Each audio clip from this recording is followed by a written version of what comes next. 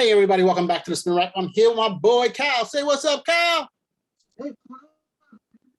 Hey, so today we're going to be talking about X-Men #1. You know, that's right, the one that Jim Lee did. According to the Bleeding Cool article that I have up here, Marvel printed 8 million of these babies, but yet it's still selling for a premium. So of course, I'm going to our resident comic book expert himself, the seller himself, Supreme, Calvin Ellis. Calvin, what's your take on this madness? You know, that article needs to be taken with half a grain. Why do you say that? Okay, well, as a rule, comics tend to retail better the more rare the comic is. X-Men #1 is not a rare comic. Okay, none of them are. All those different variants, none of those are rare. So what this article is pretty much saying is, if you got a copy of X-Men #1 and you grade it, and it comes back a 9.8, you can command the money for this book, which is similar to X-Force #1, which was a highly printed book, but it's a very difficult book to get in a 9.8 because it was bagged. And so if you have it in a 9.8, it was about a $200 book at one point. I don't know what it is right now. But the article saying, yeah, look at this book, it's selling for a print, it's graded. You have to factor in all the time. And you have to factor in the money that you got to put into finding a copy, that copy then coming back after 3 months. In some cases, it might be the better part of a year. And it's got to come back at 9.8 in order for you to get that money. Wow. So, I mean, but they're claiming they can get it. That's the question. How? Well, like I just said, you have to go and find a copy that's going to come back a 9.8. That means you have to take the time. I mean, there's a ton of copies of those books, ton of copies. So you get the copy, you know, look at, there were what, 5 different variant covers? So you look for the most, the one that retails the best, which seems to be the Magneto cover. You get the Magneto cover, and then you got to go grade it. But then if it comes back a 9.4 or a 9.6, you know, you're probably not going to get anywhere near the amount of money you would have gotten for a 9.8. And with the 9.8, they're just looking at what? The numbers that I saw in Bleeding Cool, about $250. That's a lot of time and effort to put in for $250. Yeah, I mean, well, you're saying it's going to sell over $100, but 8 million. I mean, just the scarcity. Were there less Magneto covers relative to some of the others? Those weren't ratio books where one was, if a ratio book was a book where you had to buy, say, 25 copies or 10 copies in order to get that particular variant. Those variants were pretty much equally printed. You could order as many of these particular copies as you like. So there was not one that was lower printed than the other. So you've got a great chance. It's just not a hard book to find. It's not. But what they're is giving people is, oh, look at this. Look at, it's making some money now.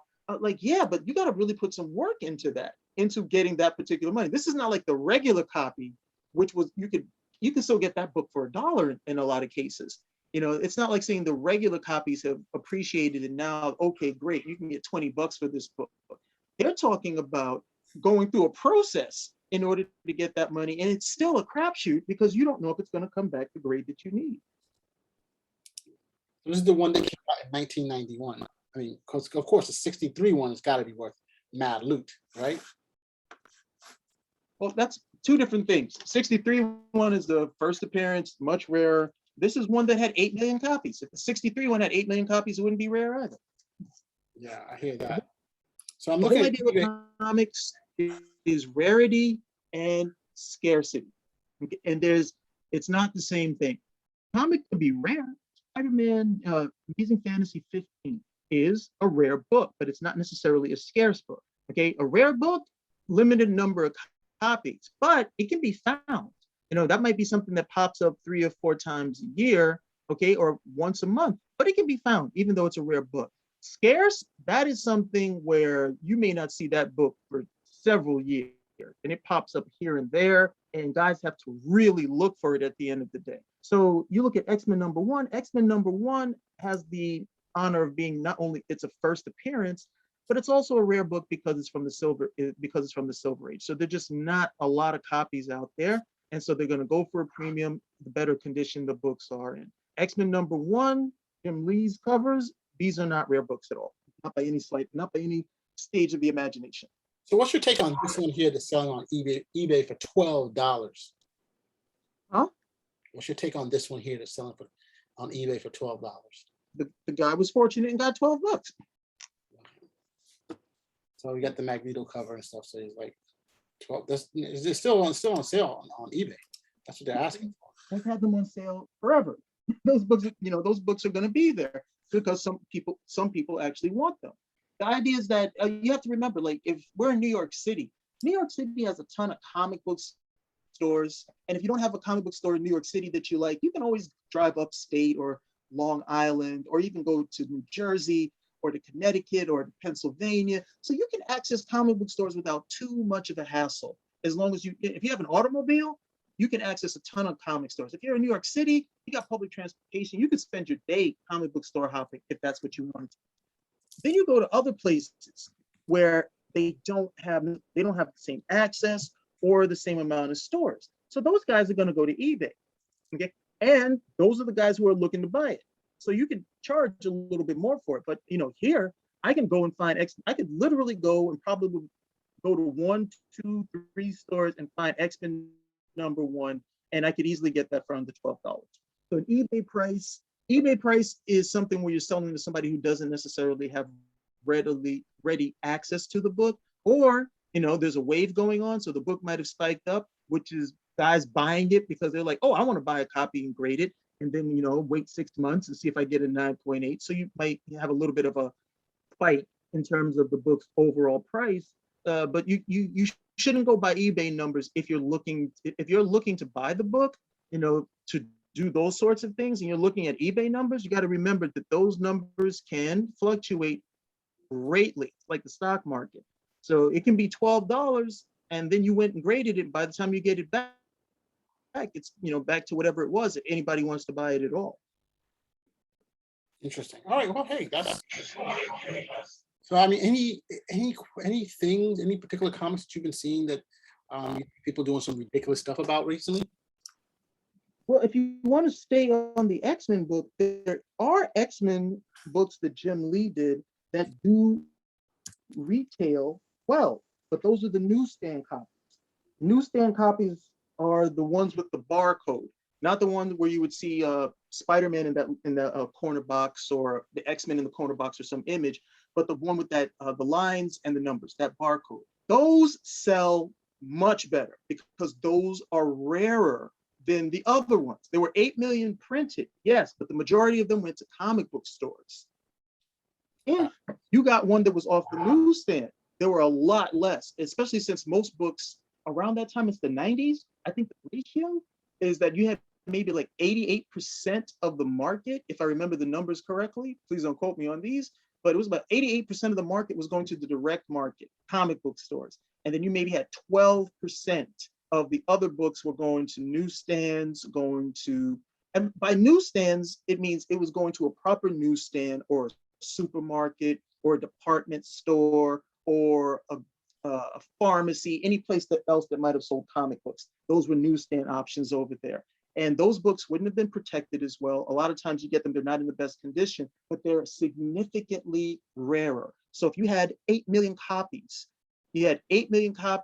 okay, and 88% of those books went to the newsstand, went to the direct market, you still had a sizable amount. You still had a sizable amount that are out there that aren't direct market copies, but you would still have a harder time finding them at the end of the day because newsstand copies tend to not be as prevalent. That's number one. And then finding them in good condition is something else. So when I looked at the article, I checked to see if that book that was graded was a newsstand copy, not a newsstand copy. You get a newsstand copy, which in certain cases, you might get as much as $40, maybe even $50 for the book, depending on the condition, because it's a much rarer book. And then you grade that book and you come back with the 9.8. Now you got something, okay? Now you got a book that even if it came back a little bit lower in grade, you've got something that you can actually cash in terms of your money. But you had to actually be looking at the book and not necessarily going by the articles. Bleeding Cool is coming up with you right here. I mean, it's not a bad article, but you've got to remember that the process involved is a time-consuming process.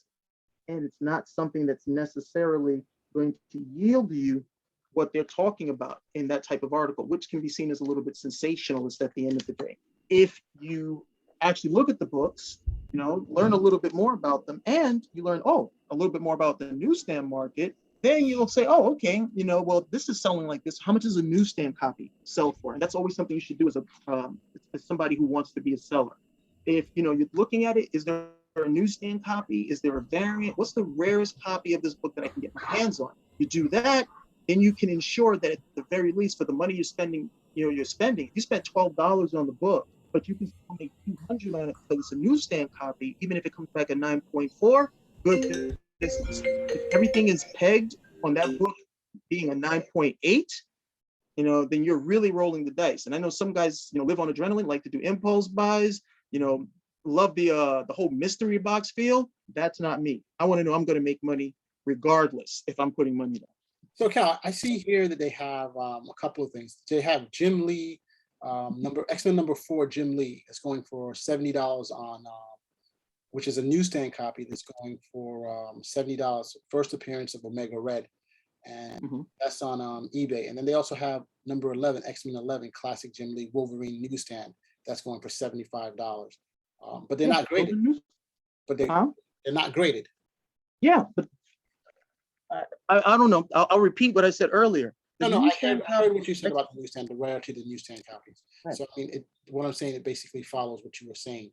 The rarity of these particular comics stand out a little bit more than some of the others when you're looking. Yeah, and that one's the X-Men number 11. That's actually Jim Lee's last issue on X-Men cover he did.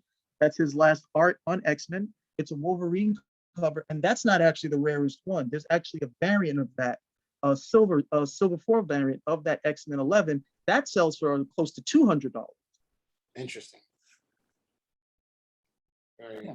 So it's all about, really knowing it's really knowing the book. If you want to do an article like that, you can do an article like that, and that's no problem. But there's an homage cover. There's an homage cover of one of Jim Lee's covers for X-Men number 1, and that sells better. That's like a $20, $30 book half the time.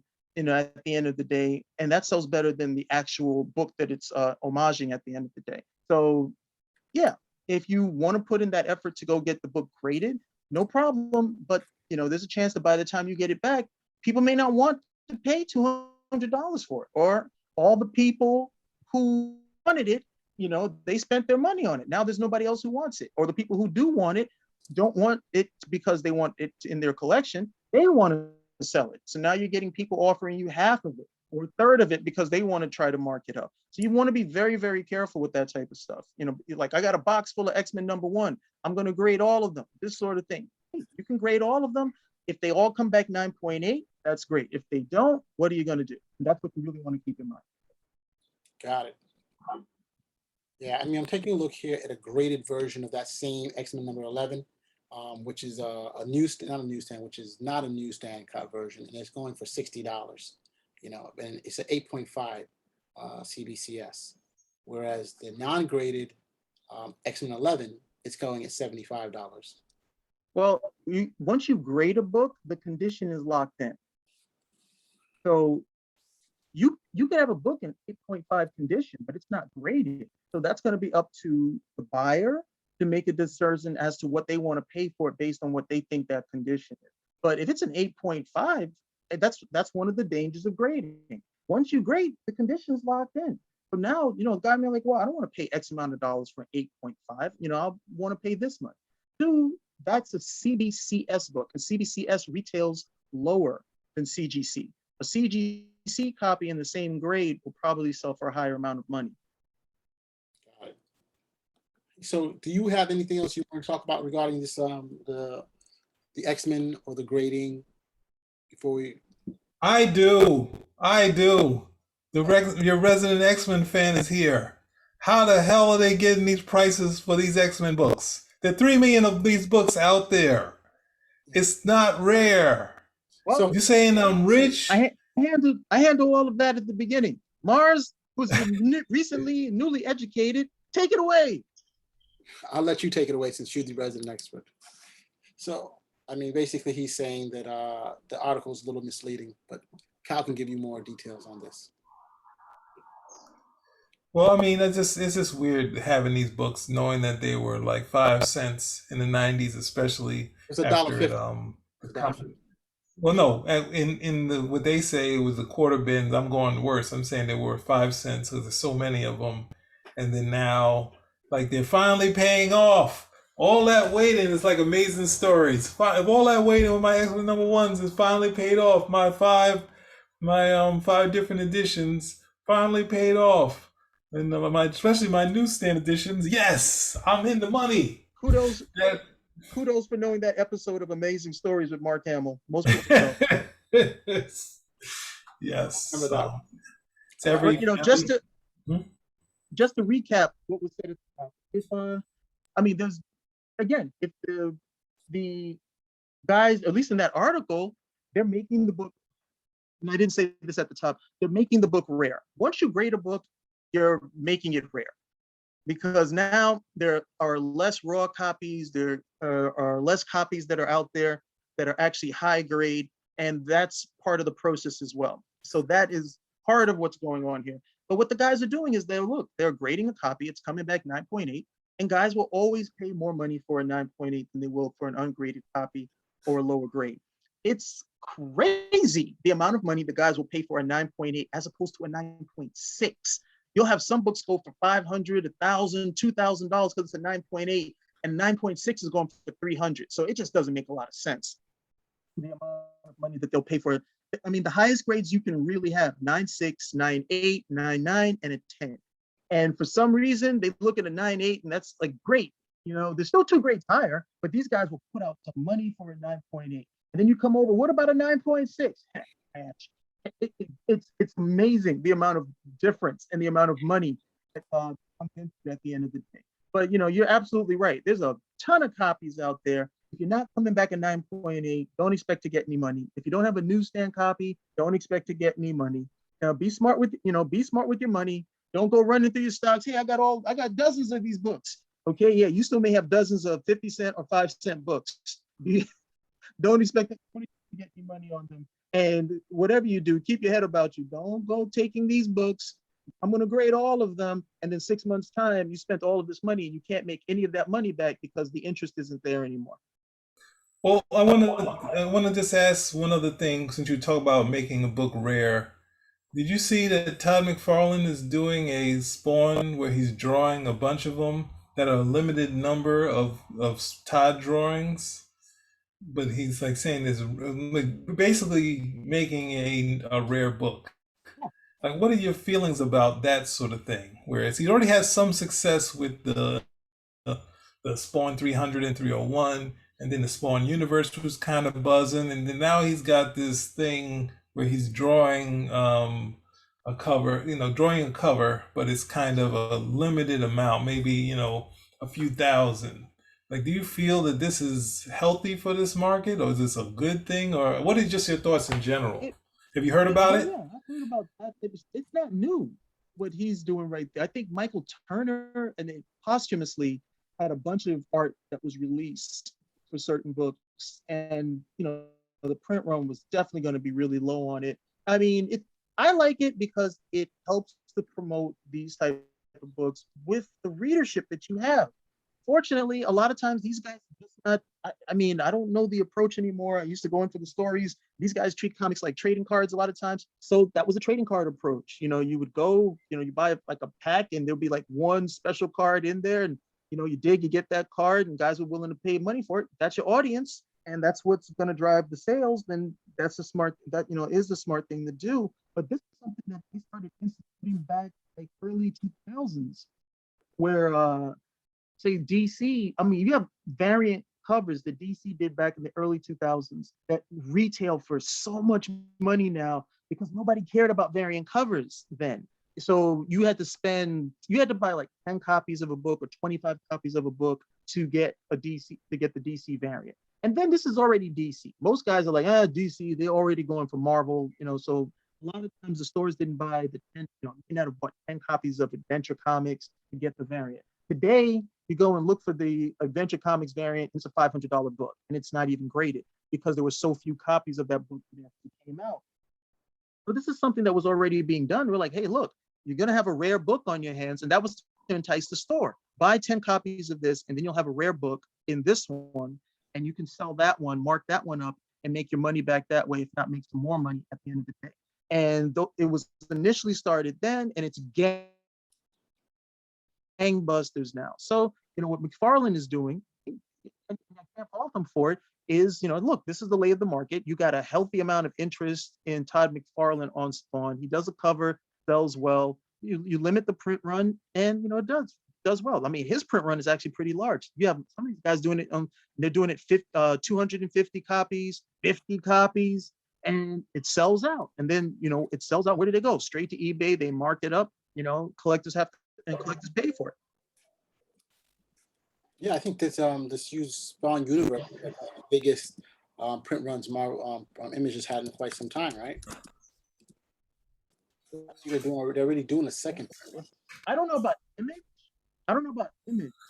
Definitely for Spawn. That's a really big. That's a big seller. Without it being a 300 like a 300th anniversary book, that type of stuff.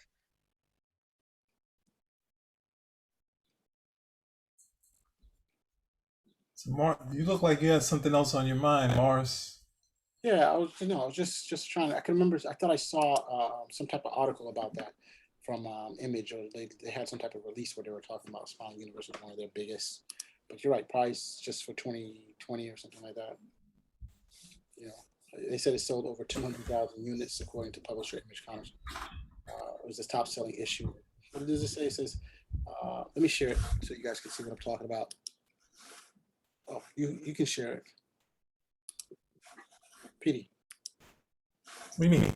You're still a host, aren't you? No, you disabled sharing. Oh, I just joined back. Hold on. That's okay. I'll send it to you real quick. Hold on.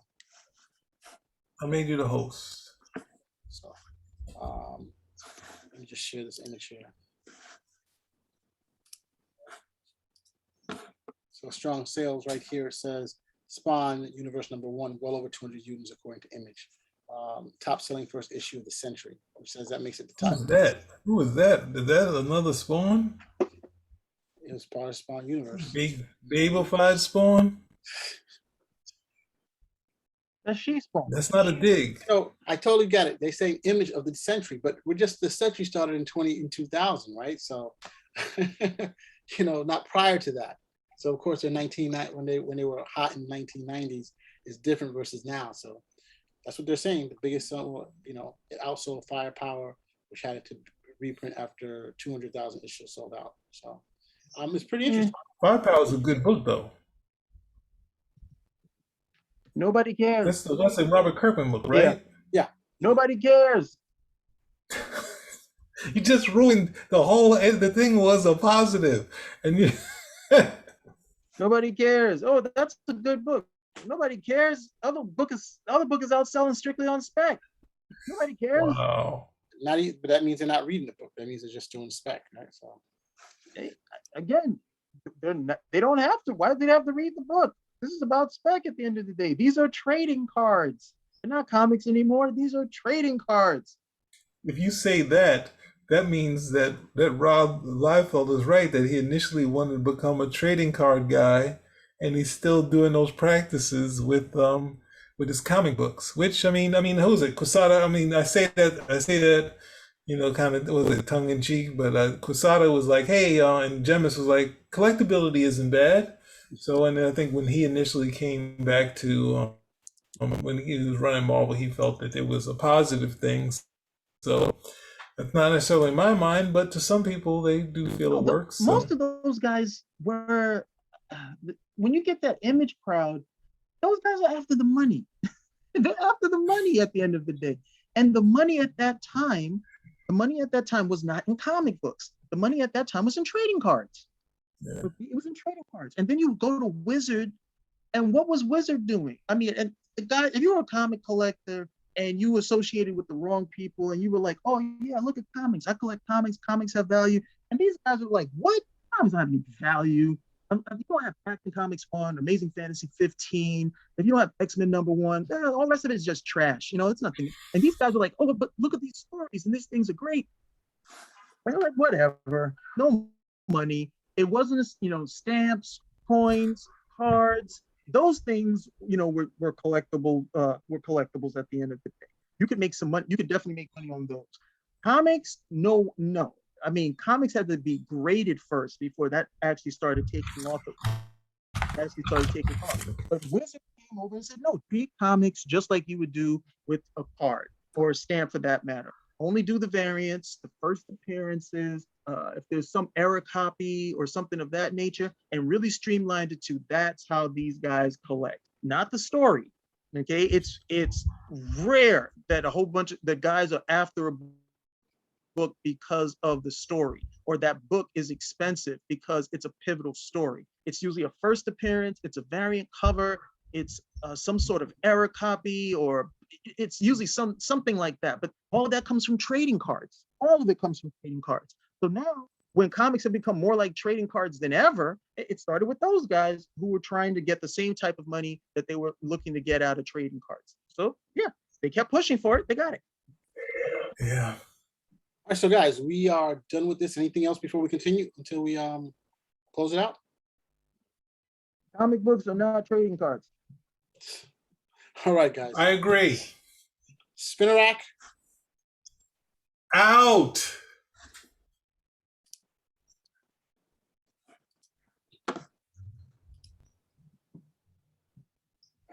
Cool. All right, take back the property. So we're doing the Suicide Squad now? I took it back. I can't stop it. I need someone. You stop it on your end. I thought I did. I